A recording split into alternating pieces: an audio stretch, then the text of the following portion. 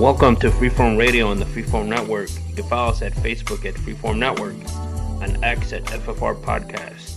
Remember to send your questions and suggestions to ffnquestions at gmail.com. That's where you can hit all of us up. I do get a lot of comments on the streets. Some of them not too positive, so I won't share them right now, but maybe later. So we're all here together. It's Freeform Radio. We want to let me introduce you to Danny. Yes, sir. The Bears, they're back, man. It's starting up. By the time you hear that, there'll be a week or two in. So exciting. Yeah, man. Football is a recording. Football season starts. Everybody's excited. So we got Noel. Hey, what's going on, everybody? Thank you for joining us for another one. And you got It's All Good, Andy. We're all charged and ready to get this going. Thanks for joining us. So let's just dive right into it. I think Danny, I don't know if he got a new cell phone plan or he beat a PlayStation game. It says beat Metro Exodus. What's all that about, Danny? Yeah, man. You're close. I know there's some good cell phone plans by that company, but yeah, the one I'm talking about is Metro Exodus. It's a video game that came out. Deep Silver is the publisher. They have two other games in this series. It's made by, I think, like a Russian novelist. He wrote it kind of like the Lord of the Rings and stuff like that. This guy didn't write Lord of the Rings, but kind of like that novelist where then they turn it Fantasy. into movies, then they turn it into video games. Well, this guy, Dmitry, I won't even try that last name, but yeah, he wrote these novels, the Metro novels. The premise is that there's nuclear fallout. Russia attacks U.S., U.S. attacks Russia. It's like disaster everywhere. So everybody goes into the subways and goes underground, and that's where they start living. And that's the main premise. Started off with a game called Metro 2035. Then the sequel was Metro Last Light, and then this is the third, and believe final. They kind of ended the game, and it seems like a finality now. Metro Exodus, pretty good game. It's kind of an older game, came out in 2019. So it's got quite a few years into it, but yeah, finally got around to beating it. Had it in my library for a while. What's very cool about it is just recently, maybe in like the last 2 years or so, 3 years, they released a PlayStation 5 patch for it, which really like dolled it up and gave it some really good graphics, ran a lot better. So that's how I played it. It was a PlayStation 4 game, but very cool to end the story.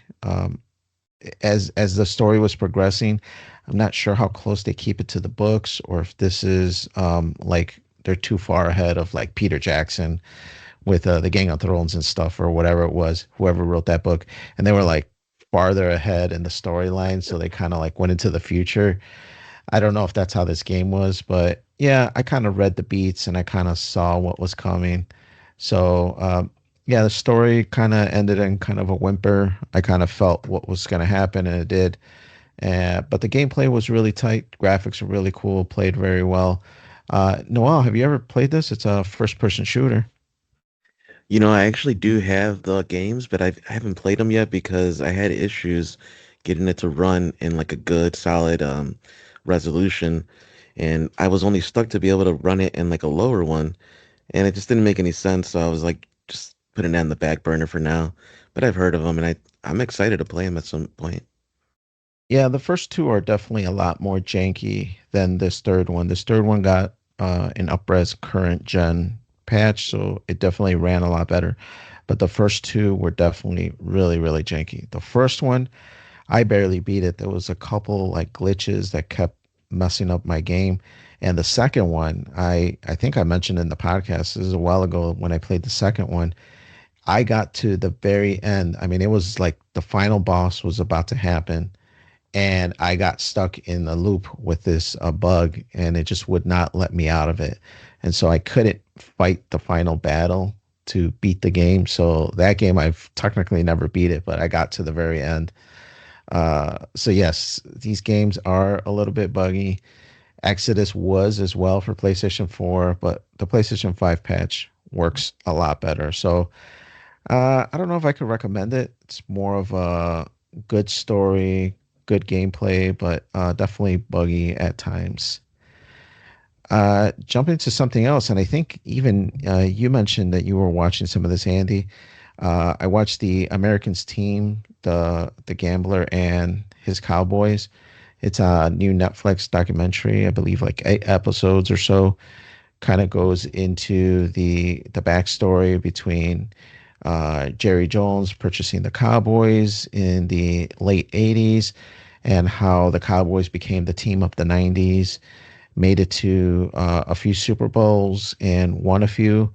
And it's really cool because it gets the backstory of a lot of the players, a lot of the coaches.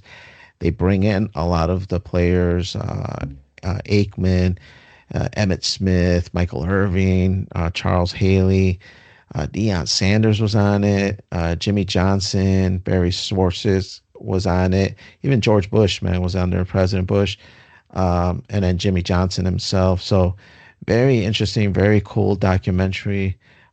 Did you get a chance to finish it, Andy, or are you still in the middle of it? I'm still and I get a chance to finish it. I'm where he's about to sign prime time, Dan Sanders. But like you said, it's I mean, we lived through it. I remember it. Um, it is kind of like you forget how, everybody's like Dallas America's team. It's right now it's easy to shit on them. Everybody hates them because they're like, oh, we're gonna come back, and they never really do. But they dominated the early '90s, and they were popular. I forgot on how many commercials and uh, acting like gigs, and like they were just everywhere. Everybody was. They still talk about Dallas, but they don't win. But everybody loves to hate on them. But those Cowboy teams with Jimmy Johnson and Barry Switzer, and then when prime time came up, there went to like this whole nother level. And yeah, they were the team of the '90s in the NFL. And yeah, Jerry Jones's background is just like the I think a gambler, right? They call him the Gambler and His Cowboys.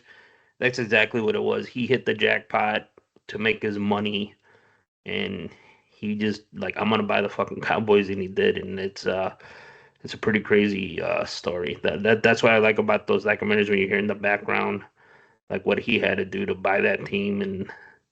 And like I was losing $2 million a month, and like this is '90s $2 million. It's like insane. Yeah, no, definitely. I mean, he's from Arkansas, and he was gonna close to buying another team. I don't recall what team that The was. Chargers, The Chargers, was it? Okay, so he yeah. was close to buying them, but then it fell through, or his dad or somebody It was advised through him, the "Don't get it." Teamsters loan pension fund, and he's like, the That's right, mob's gonna own you. Yeah, right. So his dad's like, "Yeah, I wouldn't do it if I were you, because then Jimmy Hoffa, you'll be buried with him." So yeah. Hmm. yeah, so he ended up buying the Cowboys because he, like Andy said, he made it in with that oil bet, purchased the right rig or whatever, and made millions. But yeah, I think that's what's the most interesting part of the Cowboys. I mean, the football is great as well, and to me, that definitely always piques my interest. But just the backstory of Jerry Jones and going through his story. I mean, Alana's gotten a lot more into football these last few years than usual, but she was really engaged in the documentary as well, and she ended up, you know, becoming a soft Cowboys fan. Kind of like me. Like I mentioned to her, if I was not a Bears fan, there's a few teams that I would probably follow and become a fan with. I'm like the Cowboys would definitely be one of them, mostly because of the '90s. And like Andy said, it was a thing that I grew up seeing as a kid and seeing some of these games live at the time and being Hmm. involved with it. And then the other team, which the Cowboys battled quite a bit with, the 49ers, with Jerry Rice and Montana, Steve Young. Yeah. Steve Young. And so it was just like those two teams were the teams that really caught my eye as a kid, and I really watched them. So I could see myself being a fan for Yeah. either one of those. The comment, I think Dion said when he was with the 49ers that one game, he's like, this is the Super Bowl right here. Right. Whoever wins this is That they're the NFC champs, chat. because the AFC was not good back then. And I'm like, man, that's like very true, because Yeah, that was the top two teams, and then yeah, I remember those games being played in San Francisco, and I remember the field like they had all these rain and like it was just shitty. Like I started remembering all that. I'm like, oh yeah, like what a mess. Like the fields and Jimmy Johnson's like, yeah, this is a mess. Like I don't even think if it was that bad today they would play in that type of conditions, but I don't know. Right. Well, we'll have to see it with even like the Bears and stuff like that because the Bears still have natural grass. And I was reading somewhere that they resodded it for the game because they've Yeah. had a lot of concerts there. So yeah, it takes you back to like an old school football. I love it. I love the whole theme of it because it's like Cowboys Yeah. based. So bunch of old country songs, Western themes in the background. So really cool And documentary. I really enjoyed it. just real quick, that San Fran the stick they played baseball in that game, so it was one of those two stadium thing, like two thing baseball and football at that field. So that's why the field was so shitty. Yeah, so definitely a good documentary. Would recommend it to all of you. I know you don't really watch a lot of football, Noel, but does any of the history of the backstory, maybe like the politics that are happening in the background? I mean, the documentary really goes into a lot of the personal stuff of these guys. Um, Irving's issues with the cocaine and the strippers, and then The White House. yeah, that with the White House. So it goes into a lot of stuff, and it maybe a little bit. That's what Alana kind of digs. It kind of makes it seem like a soap opera because there is a bunch of drama other than just playing football. You know, yeah, I get that part of it. Unfortunately, no, I don't really watch a lot of football stuff. I used to be into it. It was just a while ago, but yeah, pretty much I'm out of the whole football scene. But I do watch on occasion, like behind the scenes of like old school wrestlers, and I'll watch behind the scenes of UFC fighters and stuff like Okay. that. Actually, recently I watched the NBA Finals. I think it was in the '96 or no '98. Yeah, I think it was the '98 finals. And so it was interesting to see that again. I haven't watched it since I was a kid, live, but I was only like 10 years old, so I don't remember much. That's about as much as I get into stuff like that. No, yeah, I definitely gravitate to these documentaries, and it's very entertaining, very cool. I love watching stuff like this, like Hard Knocks, all Yeah. those little documentaries. I love seeing them. Yeah, the like this Cowboys one when the Bulls one they did. That's it. That's all from our childhood. And you're in, they're doing all these documentaries now about the '90s, late '80s, '90s. Like that's the id period right now. And I'm like, I'm watching some of this stuff, and I feel old because like I remember a lot of that stuff, and there's a couple of things like you forget, but or like you see it and like oh you're like oh shit yeah I remember that. Yeah, it's crazy how like the '90s right now. There's a lot of stuff about the '90s, sports, pop culture. Um, it's just like it's they're making documentaries and movies about them. So yeah, it's pretty interesting. I like the I think this one what I'm seeing it's like right up there with the Bulls one. It's pretty good. It's produced well and it's done good. Yeah, for sure, man.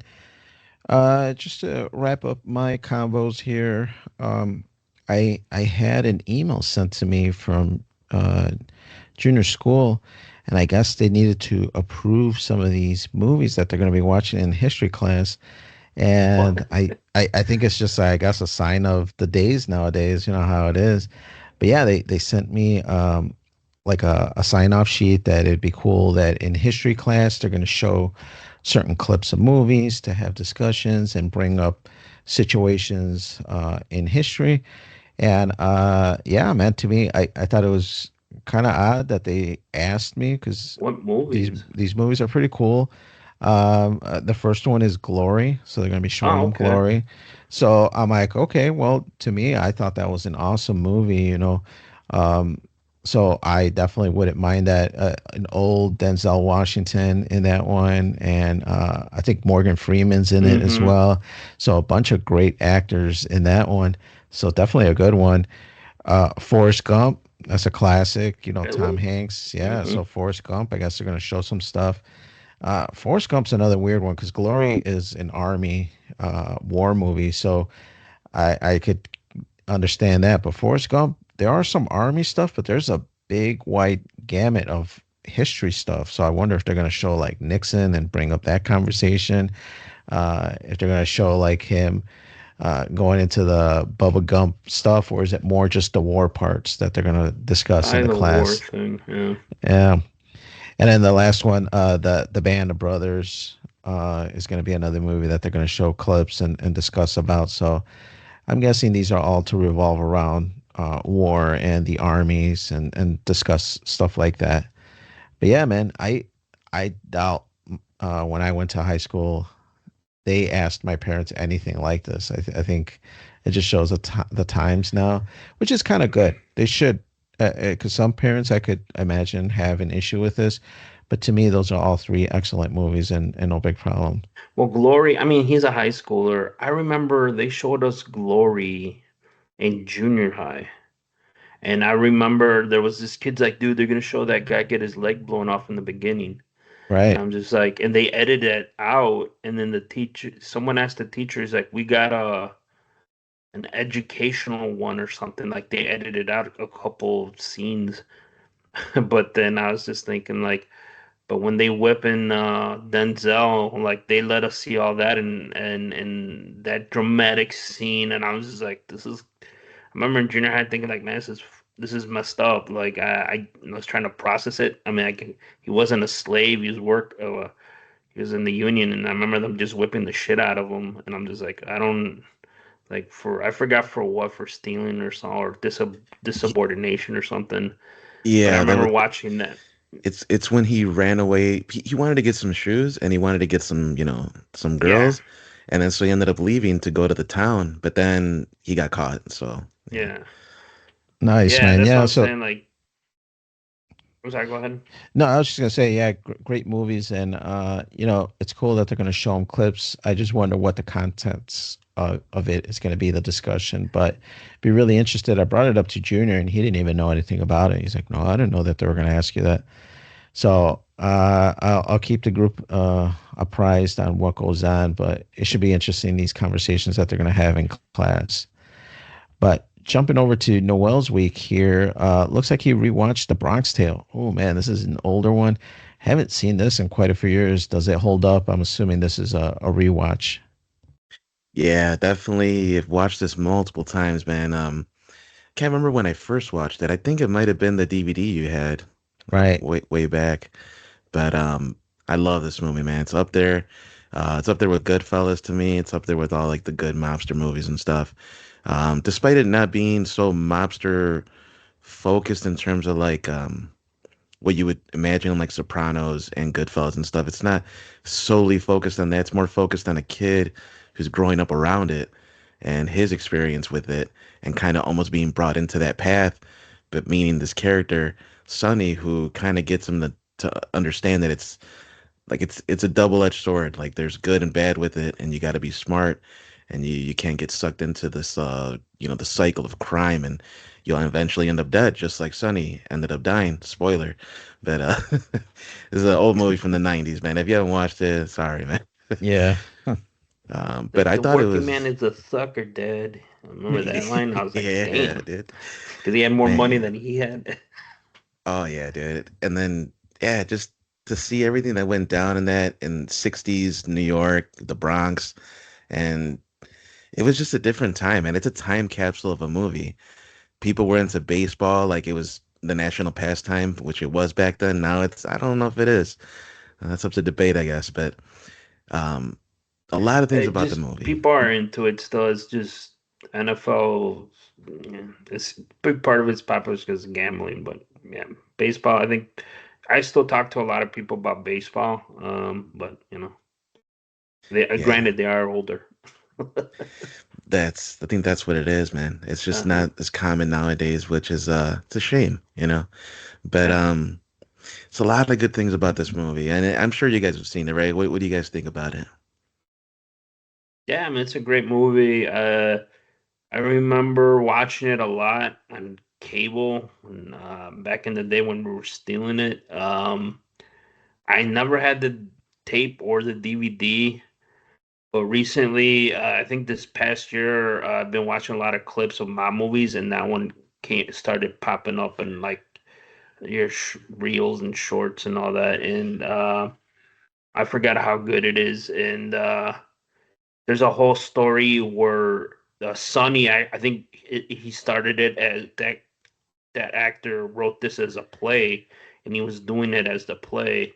Then I got an option for a movie, and Sonny played the character of the father, and De Niro wanted to do that role, and then they told him like you'll be the mob guy, and he was kind of hesitant, but he agreed to it, and I think it's an excellent movie.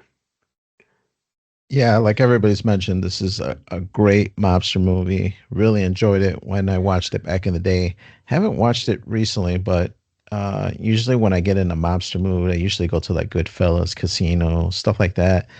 But this definitely was in the rotation a few years ago. I'll have to bring it back in and rewatch it. Did 100%, man. And I watched it in 4K. The quality holds up.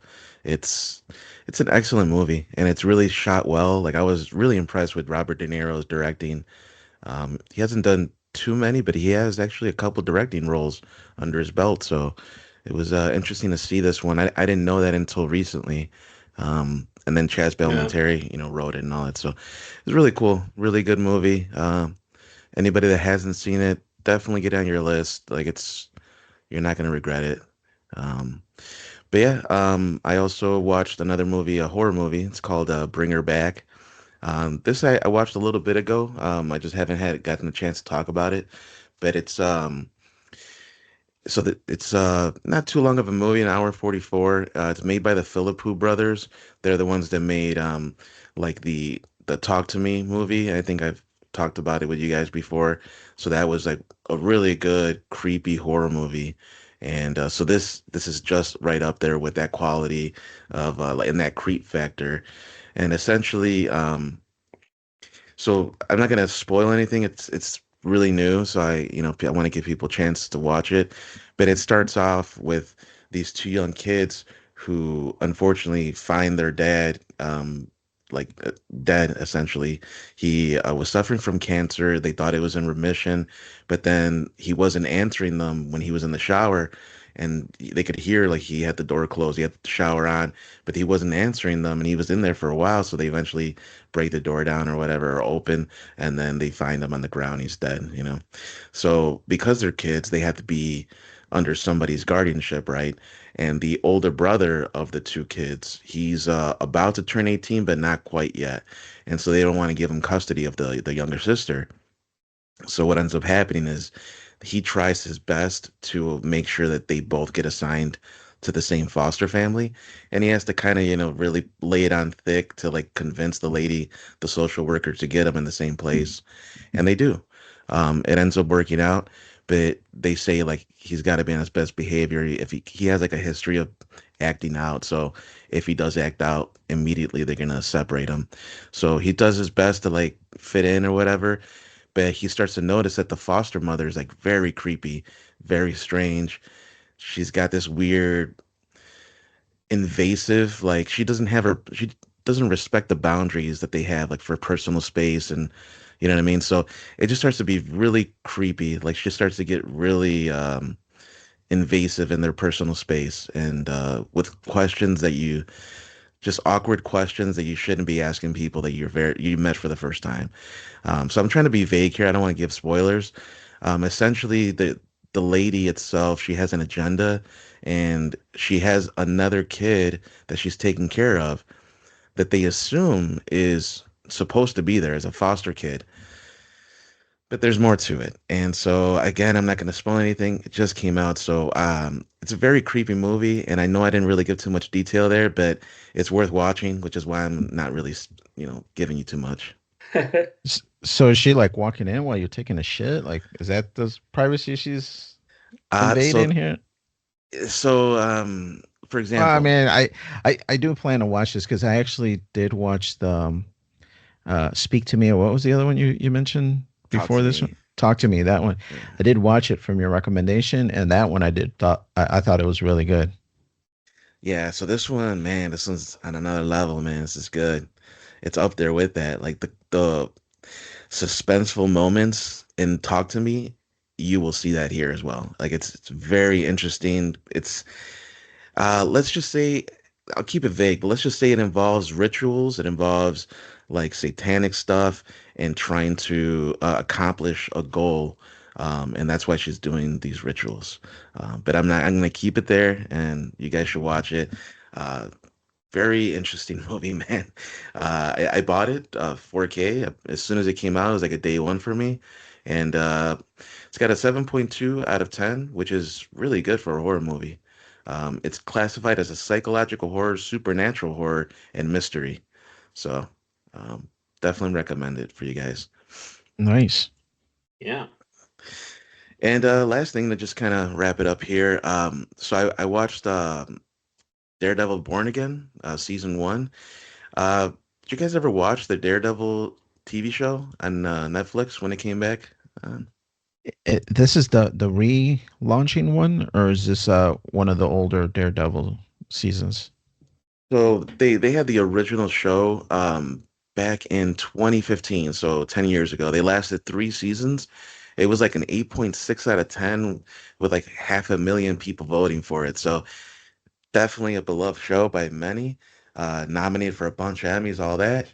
And then it took a hiatus for a while because they were pretty much canceling all the TV shows that Marvel had going on Netflix, and a lot of the stuff got canceled, and just people thought it was it. Like, all right, that was the series of for what it was.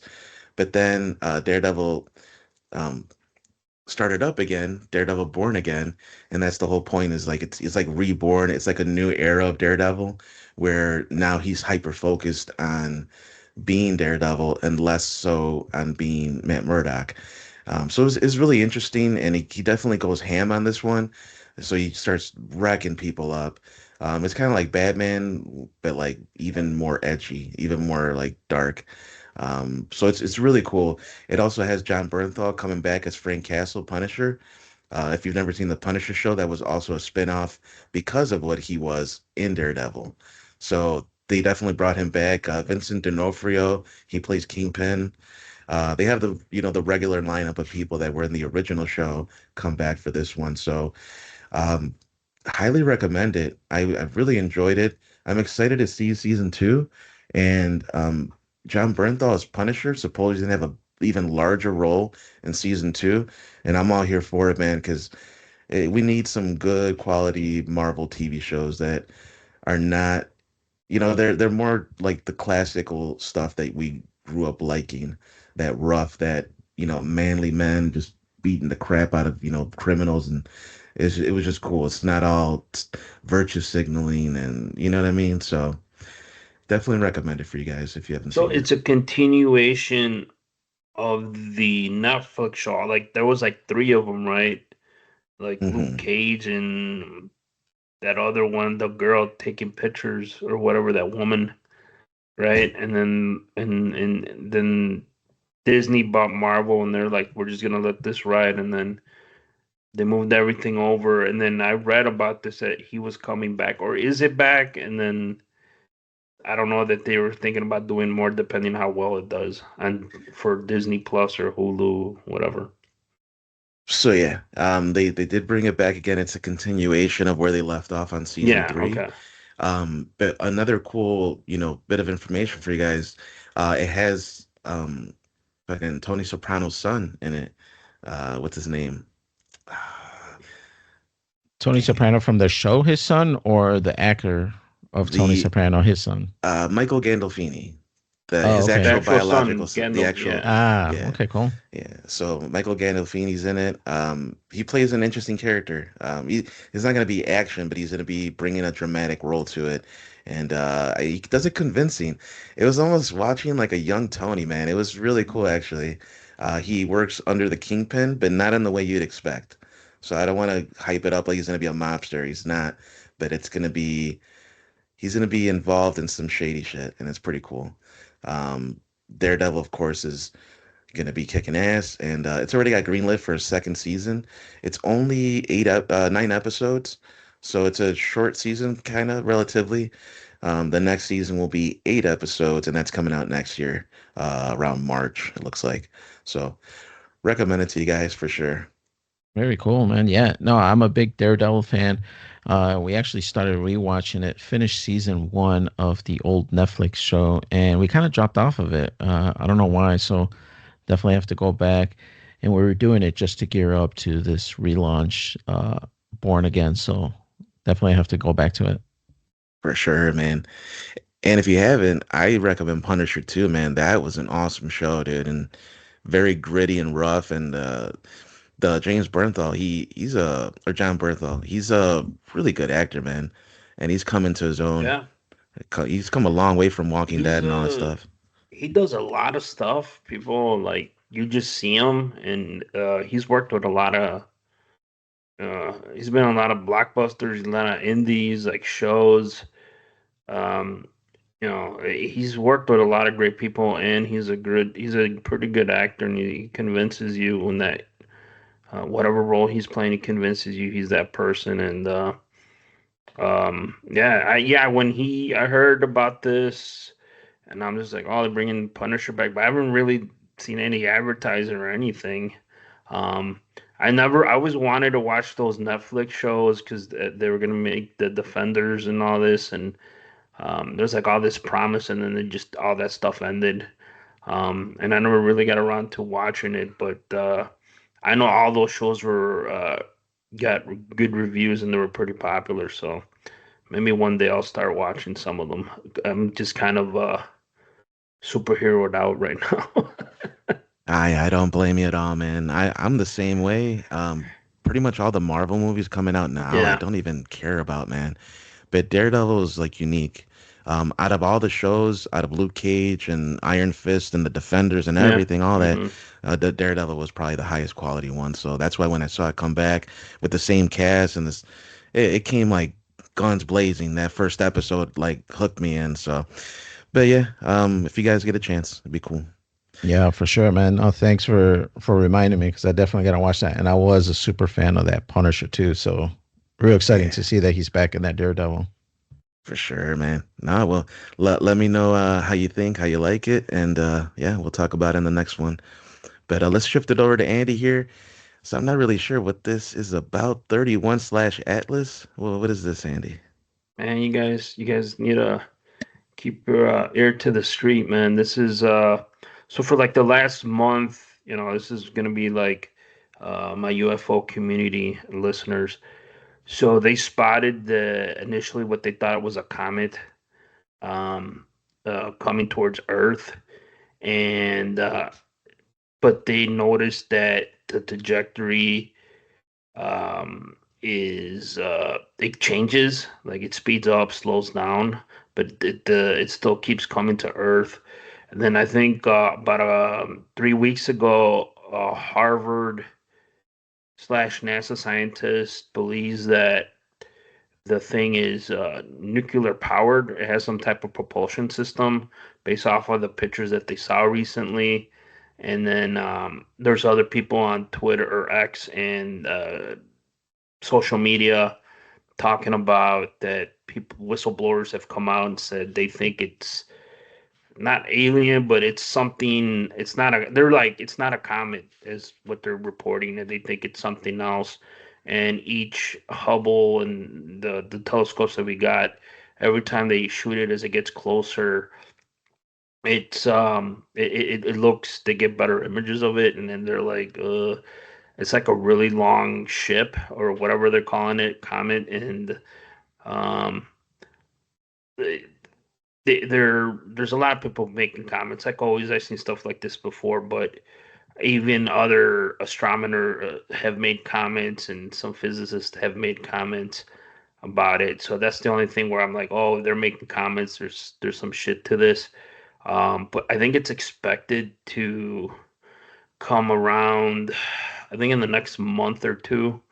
I think before the end of the year. So we'll see what happens. I'm just keeping my eye on it because this kind of stuff intrigues me, and I've seen a lot of videos on it, and it changes like weekly of what is going on with it, and it's there's constant updates about it. So I'm pretty sure Danny, you haven't heard anything about it, right? Actually, I did see this on the feed. I didn't read into it, just because there's always conspiracy, stars, aliens, all that Mm-hmm. stuff.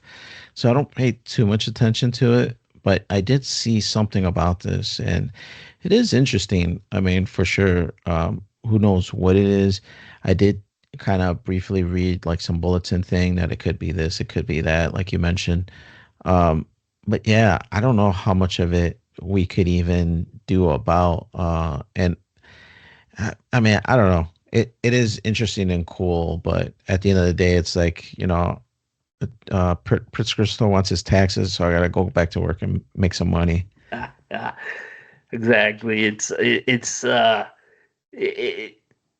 like I said, I keep my ear to the street on this stuff because I would say the last 2 years there's been a lot of stuff about s- objects coming close to Earth, but this one has been more people have commented about it, people with credibility, and so it can be just a fucking comment or it can be something that is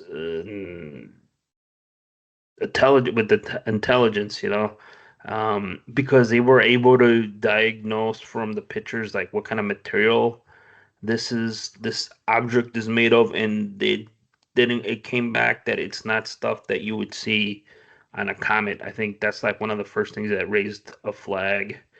Um, so we'll see. Have you heard anything about this, Noel, or are you aware of this type of stuff? Honestly, this is news to me, and I'm a little surprised too, man. Right now on my out the feed that I get, like for YouTube or Instagram or whatever, none of this came up. I have no idea about it. Yeah, search it, dude. It like I said, it to me, um, I'll see it when I believe it. I've like been on this stuff for decades now, but this one, there's a couple of news outlets like I think the Post and like The Hill. They've posted some articles, especially when that Harvard NASA scientist said something. They were kind of they posted about it, and that's when it really went information overload a couple weeks ago, and then now it's kind of slowed down again because it's this is something similar. Think about the Miami portal thing a couple years ago. You remember that, like a year ago? Oh Supposedly, yeah. like that is like there's information leaking out of that now, and then along with the drones from a year ago. You remember that? And then Trump got in and it's just like, oh, we put that out there. Don't worry about it. Like he just like moved on from it. So there's definitely some shit going on. There was some fascinating videos that came out, and then I think they really didn't want to comment on it. So they're just trying to move forward and like let's just change the subject and let's not talk about this. Let's get out of the news because Trump was like, "Oh yeah, I'm gonna look into this," and he's like, "Oh yeah, I looked into it. It's nothing to worry about. We put that shit out there. So it's either some type of technology or U.S. thing or something they can't control, like always." Yeah, man, don't worry about it. Trump said it's cool. It's cool with me, man. Let it fly over here, man. So with that being said, yeah, let's like I said, let me know what you guys think at ffnquestions@gmail.com.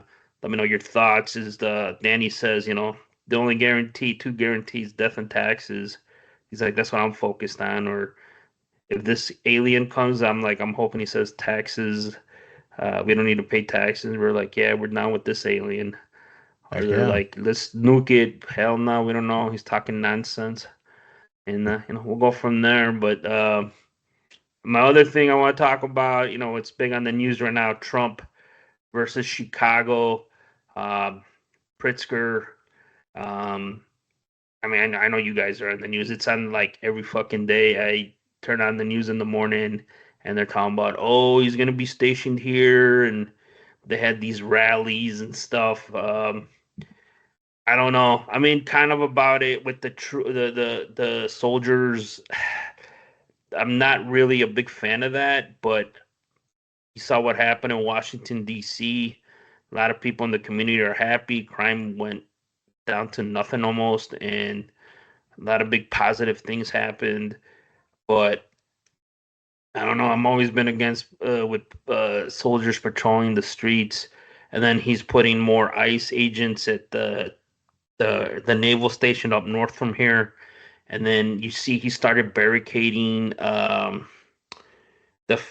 I think the Dirksen building in downtown for to process people from the ICE raids and stuff.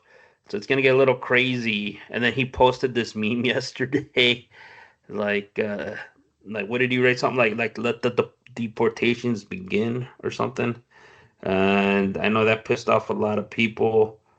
Let me see, what did he write? Bear with me, guys. He wrote, "I love the smell of deportations in the morning. Chicago is about to find out why it's called the Department of War." And then he's like that guy with the cavalry hat from Apocalypse Now. So it's gonna get. I think Chicago's gonna get a bit crazy. I see Pritzker. I know everybody knows he's running for president. I mean, it's coming. I don't think he really has much to say after the city needs help with the schools and that he's told them he's not going to give them money. He's never really offered any solutions to help the city with crime. Um, and then now there's a guy coming with a solution that I get it. I'm not a big fan of that, but at this point, Chicago's it's nicknamed Chirac, so there's something that has to be done. It's a lot of people are uncomfortable. I work with a company where I deal with people from all across the U.S. and they make comments where they're afraid to come to Chicago because they see the news and they read about the homicides and they know they feel it's not safe. And I'm always like, it's safe until it gets dark, and then you got to avoid certain areas. But that's not the best thing to say about when you visit a town. So. What do you guys think? You think it's gonna get crazy with all the ice shit, and if he sends the National Guard?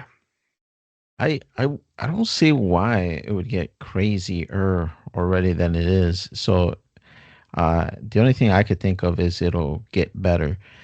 Now I will give you that, the National Guard, they're not trained to be policemen to patrol and do stuff like that. But you could put them in high crime areas to just post them on corners, Yeah, stuff like that, stuff like they did at Washington. And Washington, yeah, right afterwards, they did notice a big dip. It was like 20% drop. Now, I'm assuming it's because they're out there. So when you have somebody staring at you, then you have a less likelihood of doing bad stuff. So I definitely think in that sense it would deter crime. Now, is it going to be permanent? No, because as soon as they leave, people just go back into their shenanigans. So yeah, it's kind of tough. I really understand where people are coming from. Um, Now, as far as the ice, I don't think there's a problem with that at all. Just because if you're here legally, then you have nothing to worry about. Go about your day, do what you got to do. If any ICE agent comes up to you, you show them that you're a citizen, and you go about your day. You can keep going to Jewels and Walgreens and do whatever shopping you were going to do. No issues. So to me, I don't think the ICE agents are a problem as long as you're here legally. And just like when I drive legally and I go the speed limit legally, if I see a cop on the side of the road, I don't get nervous because I'm doing everything legal and I'm not doing anything to get them to come pull me over. And if they were to pull me over, I just show them my paperwork. Here's my license. Here's my registration. Here's my insurance. Everything's cool. Go about your merry way. So to me, I don't see an issue with that at all. I agree mostly with the ice, with how you feel about ice. The only thing I little worry about is if they do stop you and not in your car, right? But like, let's say you're just walking to Target, and then an ICE agent comes up to you and asks for your papers. Like, what? It's almost like reminiscent of back in the day in Nazi Germany and like having to ask for your paperwork, right? It's like it's a slippery slope, man, and I don't want to make it normalized for, especially if we're free, right? If we're a country of freedom, It doesn't make sense to show your paperwork just to walk to the store. Now, if you committed a crime or something, or if you're suspected of committing a crime, then of course you identify the police or an authority, right? But it's a slippery slope, man. I'm a little worried about that part of it. No, Yeah, I do understand that too. I mean, it's like if a road has a ton of people that speed by constantly, then you'll get two or three cops patrolling that street to make sure they pull over people that are speeding. And maybe you speed moderate, like a 5 miles over the speed limit, and you kind of feel like, all right, that's okay. I'm not egregious like some of these other people going 20 miles over the speed limit, and they happen to pull you over. Well, yeah, you got caught in them trying to be stricter to enforce the rules of the United States. So that's just how immigration is. I mean, unfortunately, it goes unenforced for many years from the previous administration, and now this new administration is actually enforcing it, reducing it, and now it's about cleaning up some of the stuff that happened during the previous administration. So yeah, it is tough. I hate for people to get displaced and sent back to their country of origin, but unfortunately, stuff like that happened to my parents all the time. My dad tells us stories all the time that when he was younger and he was first coming to this country, that he did not just go around and complaining about how come he can't get this and how come he can't get that. No, he would hide when he would see cops because he's like, I don't want to get deported. So yeah, until he was able to do things legally, he hid around and he did not expose himself out there in society. So yeah, it sucks, but yeah, unfortunately, it's a product of a little bit of this previous administration, I would say. Danny's like, beat it. The country's full. No, Um, I mean, I'm for helping. I mean, I help a lot of organizations. I give donations, and I do definitely want to try to help people in their situations. But I don't know, man. It's tough. It's really tough out there. no, yeah. I mean, I'm like, if you're, yeah. I mean, it's a challenge, dude. Like rounding up people. I mean, we all seen it. People posting like, oh, ICE isn't in their community and be on the lookout. And then you see stuff. It's kind of challenging, dude. I don't know. Like, part of me is like, yeah. I mean, it's just the price you pay to be here, and good luck to you. But what happens is, I always look at it like, man, I hope they come and fuck with me so I could just fucking say like, take me away, and then I could sue everybody. But then I see people are is having some challenges getting out. So even they're deporting U.S. citizens. So you're running into a lot of problems. But you're entitled to due process as an American citizen. So we'll go, man. It's not gonna get solved in this episode, and it's gonna be interesting. And what I mean by that is uh, not that like crime is going to explode. I think, like you said, they're going to put them in places where there's high crime, but the city and the state are might make it difficult for them, and because I think they're afraid he might succeed on that. So Yeah, I mean, how many shootings was it over the Labor Labor Day Day, weekend? Yeah, it yeah, it was was like like 50 something. 70. Yeah, Yeah, it yeah, was like something 50 or crazy. Yeah, 50 or 70 shootings over and then that seven three that murders. 3 day weekend and seven Yeah, murder or nine murders. It was something like yeah. that. And I was just like, wow, man, this is crazy. So yeah, we'll see. We'll discuss it more down the road, but let's change it up, man. We got to go into our article of the week.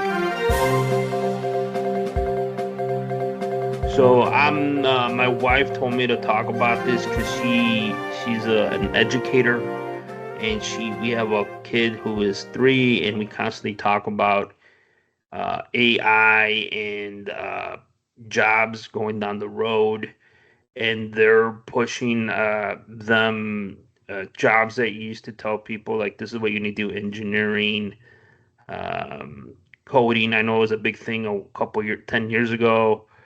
like these jobs might be taken by AI, so maybe they should be more hands-on, like vocational, like welding, plumbing, stuff like that, construction, labor jobs like that, mechanics. That's something that you should really have students focus on because those are jobs that AI can't fix a car for you, but it can tell you how to fix it. So, um, so the article goes into coding students whose jobs were taken by AI are forced to find work at Chipotle. Um, so there's a couple people in this article.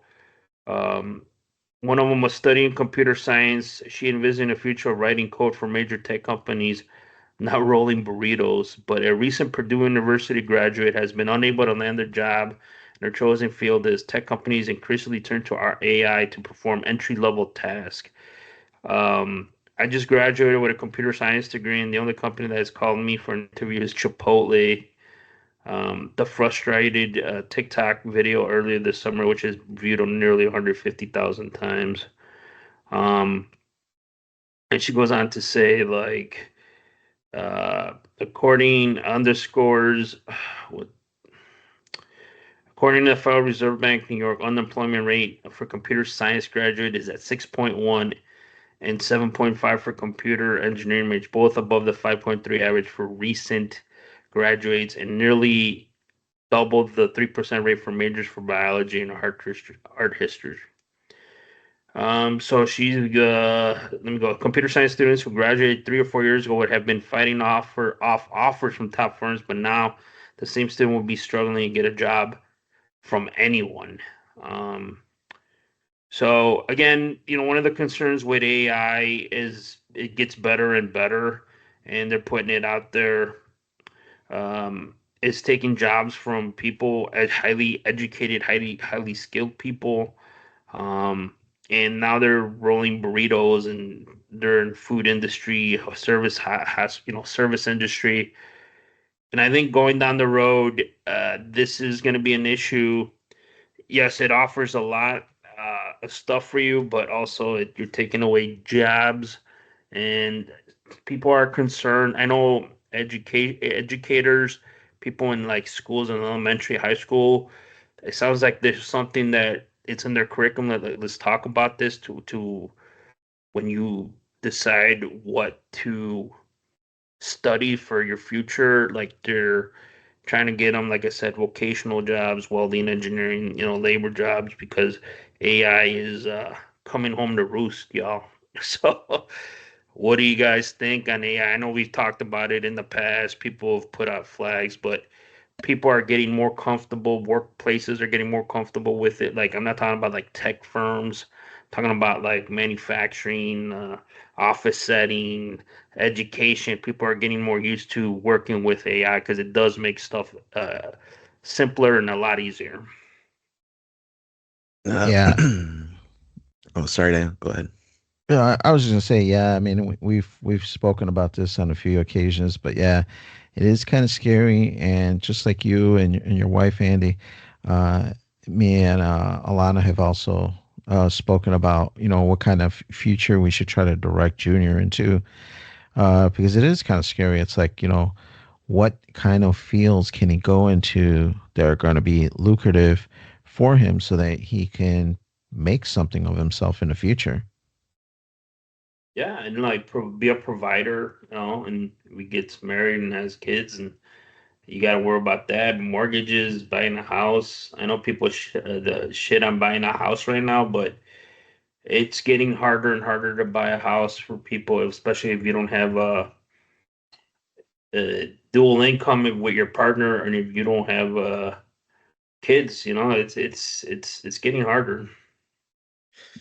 That's for sure, man. Times are getting rough, and it's the future's looking kind of like cloudy. It doesn't know. I don't really know what's gonna happen, but I do know AI isn't going anywhere, and it's gonna be a massive part of the future. Kind of like the internet.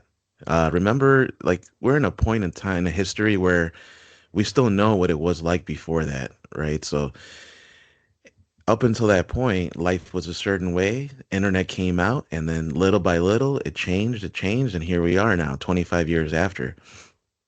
And in the beginning, like the mainstream media, the world and all that, like they weren't necessarily acclimated to what the internet could do, and a lot of people wrote it off, and they weren't willing to, jump on the bandwagon, take advantage of that internet bubble before it burst, and they snooze and they lose, right? So it's going to be that again, and it's going to be that, but it's going to affect everybody, and it's going to be insane. It's the world will change with AI, just like the world changed with internet. And in the beginning, it was just you go to a website, whatever. Now, internet is just in everything, and all the news you consume, all the entertainment, streaming stuff, and it's just internet is a part of life now, and it's a necessity for people. And if the internet were to go down globally, that would be a massive, massive blow, It, and that's it's that's a gonna be this it.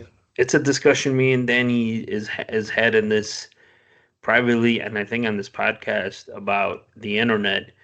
Danny, I think I don't know, maybe his mind has changed. He used to look at it as like it's a it's not it's something that's not a luxury, but it's something that you don't need. And I'm like, it needs to be managed as a utility where you need it. Everybody needs it because everybody uses it.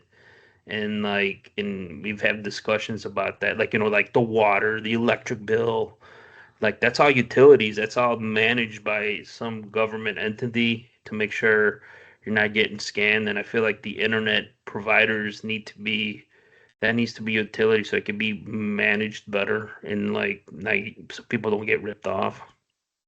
Yeah, man, you sound like big government. You want regulations and you want committees talking about it. But no, I get what you're saying. It is scary with the AI. I think it's gonna, I hear some people defending it, kind of like, oh, it's when cars came out and horse carriages and the people fitting shoes for horse carriages, they obsoleted that job and this and that. And anytime there's a big jump like this, it's gonna obviously impact the workforce. I just think that the AI is going to be such a significant disruptor that a lot of jobs are going to be phased out. And this lady's got a degree. She's got a degree, and she's Mm-hmm. trying to get a entry job in her Entry level. profession, Yeah. and she can't get one. And it's tough, man. Where if you can't get an entry job in the field that you studied, one, maybe she shouldn't have studied that field, but maybe AI wasn't as prevalent when she first started her degree. Let's say it's a 4-year degree. Well, 4 years ago, yeah, there was talks about AI, but it wasn't like, hey, it's coming. So yeah, it kind of sucks for students coming out of school nowadays. Hopefully now junior, a couple years out of college, he might be more aware of, all right, these jobs I should try to stay away from, and these jobs or this kind of career is the ones that I should be going to with AI around the corner like this. Yeah, I'm thinking like what did Chipotle what job position they offered her, like that it doesn't really say that. Maybe it was something in corporate or something, but I mean I don't Oh, know, but well, she did say rolling burritos, so I'm they assuming made a she's comment. just. Yeah, now she's rolling burritos. I'm like, I don't know if it was the news article or if that was her saying that comment. nah, Because if she's rolling burritos, then she's in the front line cooking. yeah. But that's what I'm saying. Like when we went to lunch the other day, they didn't even like. You think those people that were there had like 4-year bachelor's degrees? I'm like, that's what I was thought in my head. I'm like, maybe one of them, but I don't think all of them. So, but I mean, desperate time calls for desperate measures. Maybe I mean, you got bills to pay. You gotta take that job. It just, um, yeah, it's hard, dude. I don't know with the AI. I mean, maybe be a lawyer. You still need doctors, but that's even harder, And but the coding and the engineering work and the book work, administration, all this AI can do all of that. So it's gonna be interesting where that takes us down the road because more and more companies, like I said, are adapt. They're starting to use it, and let's see what happens, man. I don't know. Me and my wife constantly talk about. He's only 3, but it is on our mind. Like, what should we try to have him focus on as he gets older? Because this is something that we're worried about, and we'll see. Unless the aliens come or they do some UBI, universal basic income. I don't know, Ha- man. It's gonna be hard. Have you heard of Mike Rowe? He used to do like documentary stuff Yeah, called Dirty Jobs. dirty jobs. Yeah. So he's like very vocal about the future and AI and coming to take over jobs and all that. But he says in I think the next few years, there's going to be a need for 500,000 plumbers, electricians, tradesmen, right? Mm-hmm. Tradespeople. Women could do it too. So it's tradespeople, whatever you want to call it. But there's going to be a need for these kinds of people. The AI can't replace. So there is an option for that, and I think AI used correctly can actually elevate you and give you more. It's gonna take adapting, of course, but it's gonna give you more ability to do things that you couldn't do by yourself, right? AI will solve problems that you couldn't solve on your own, and it'll do it in a flash. So if you utilize it, you will be all right, but you need to adapt. We all need to. And honestly, we should talk, maybe in private whenever, after this or some other time about learning that stuff. Maybe we can do a group thing and we all like sit down and get a class going about how to learn and utilize AI because it is going to be the future, man. And if we could be left behind if we don't adapt. All I need AI to do is give me tomorrow's lottery numbers. Yeah. That's what I For needed to sure. do. No, for sure, man. Yeah, it is. It is scary, man. Who knows? Who knows what the future will come with AI? Is it going to be helpful for our current careers, or is it going to be a little more tougher? So definitely of concern, and definitely things that this newer generation and even the current generation have to deal with. I want AI to fix male baldness. Then I'll be more for it, man. Nice, man. Oh man, come on, Andy. You're still rocking, right, man? Or is it finally starting to get scary time? It's starting to thin out, so I'm gonna ask AI, does Rogaine really work? Someone of my friends recommended that. Uh, But yeah, man. AI, yeah, I mean AI, you could ask a shit like that and they'll give you an answer. I mean, like, and it does say a lot of shit. Um, but we'll see, man. It's in all seriousness, it is like Noel said, it's not going anywhere. It's something we're gonna deal with, and imagine this is what they're letting us play with. Imagine what the government and the big tech companies have. Like, it's gonna be even scarier. Yeah, for sure, man. For sure. Definitely something that is gonna keep coming, and there's nothing we can do to stop it, Andy. But unfortunately, we got to stop this podcast, man. I think that's about all the time we have today. I'd like to thank you all out there for listening. Remember to follow Freeform Network on Facebook and X at Freeform Network. Send in those questions, ffnquestions at gmail.com. Visit our webpage, freeformnetwork.podbean.com. There you're going to see all of our links, see all of our old episodes, all of our legacy stuff. You get to see Andy's voice cracking when he went through puberty and all the way to now into his adulthood. Damn. So you'll hear it all in those old podcasts. But hit that like and subscribe. We really appreciate it. For Freeform Radio, we got Andy. Doug and Andy. I don't recall making a podcast in the 90s, but I could be wrong.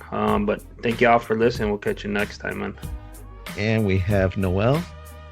Thank you all for joining us again. We appreciate you. And yeah, I'm going to probably get some TBK. I'm going to cheat on the diet for one day, but get some TBK and watch some Mortal Kombat in 4K. Nice. TBK always hits the spot. Just stopped by yesterday. Got me some sopas and cheese fries. Definitely. Ooh, still got it, man. TBK. But yeah, man, we'd like to thank you all for listening. Special shout out to my brother Saul, man. Hooked me up with a method of seeing NFL. So I'm super excited. About to go check out some games. Check you all on the next one.